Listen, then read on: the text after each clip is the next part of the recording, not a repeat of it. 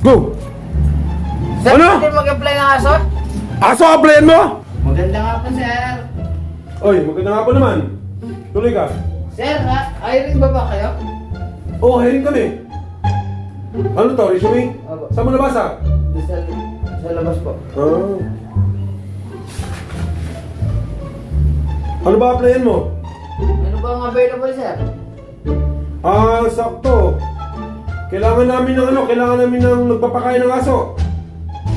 Magkano sweldo, sir? Sweldo ka agad ha. Nasweldo naman, mag-start tayo sa 40,000.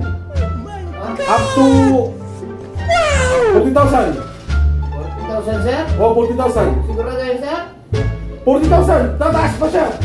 Pagkaabang katagal ka rito, hanggang 60,000. Yung aman. No, mas mataas no? Oo, sir. So, kaya ba? Oo, sir. O sige, so ngayon, start ka na. Oo, sir. Tanggap ka na.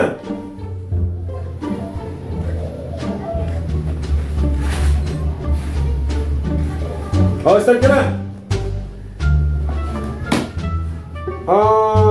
Ang gagawin mo, magpapakain lang ng aso. Oo, sir.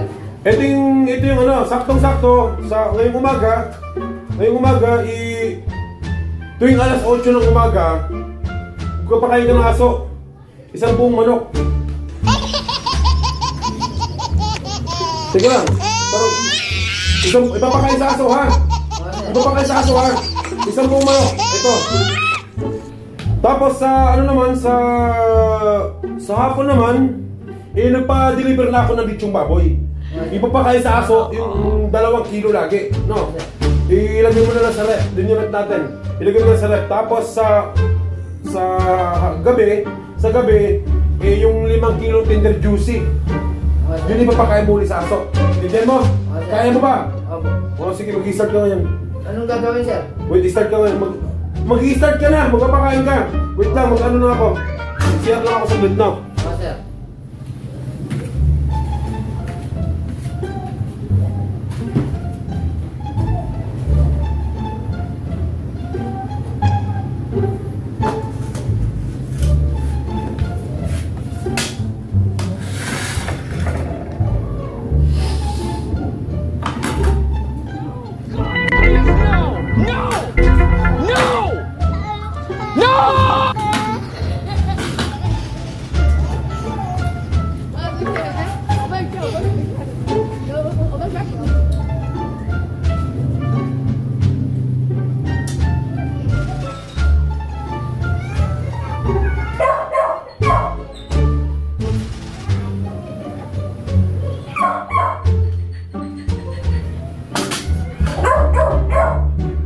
Ay.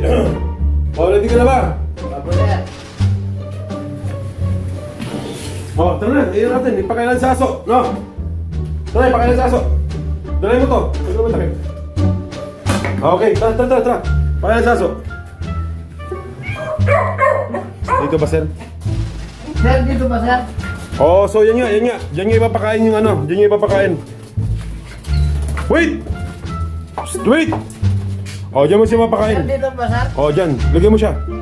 Sayang naman. Ano sayang? Trabaho mo yan. Kailan mo gagawin yan? Araw-araw yan. Wait! Wait!